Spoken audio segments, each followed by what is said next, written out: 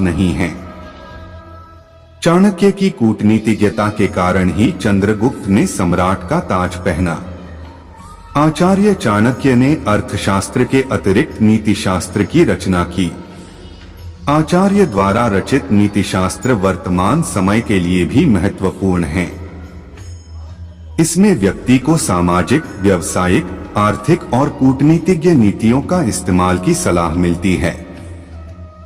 आचार्य चाणक्य के नीतिशास्त्र चाणक्य नीति में कई ऐसी नीतियों का जिक्र किया गया है जो कि आपको सफलता की राह तक ले जाती हैं। आचार्य चाणक्य का मानना है कि घर की तरक्की उसके मुखिया पर निर्भर करती है। यदि घर का मुखिया समझदार है तो वह हर परिस्थिति में अपने परिवार को साथ लेकर चलेगा। इसलिए घर के मुखिया में कुछ गुण अवश्य होने चाहिए। आचार्य चाणक्य के अनुसार घर के मुखिया में यदि ये विशेष गुण न हो तो उस घर में कभी भी बरकत नहीं होती। आइए जानते हैं आचार्य चाणक्य के इन गुणों के बारे में। पैसे की बचत। आचार्य चाणक्य के अनुसार घर के मुखिया को पैसे की बचत करनी चाहिए।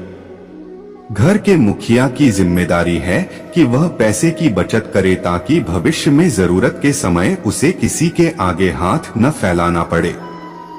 अपने निर्णय पर रहे अडिग।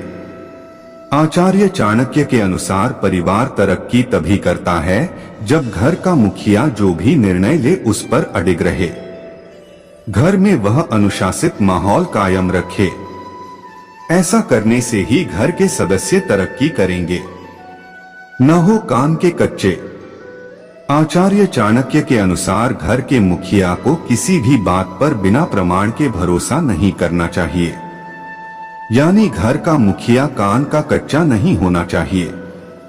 यदि घर में कोई मनमुटाव चल रहा है तो दो पक्षों को सुनकर फिर बात की पुष्टि करके ही मामला सुलझाने का प्रयास करना चाहिए।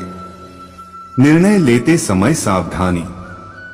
आचार्य चाणक्य के अनुसार घर का मुखिया जब भी कोई निर्णय ले उसे इस बात का भरोसा होना चाहिए कि उसके निर्णय से परिवार के किसी भी सदस्य को कोई हानि नहीं पहुंचेगी।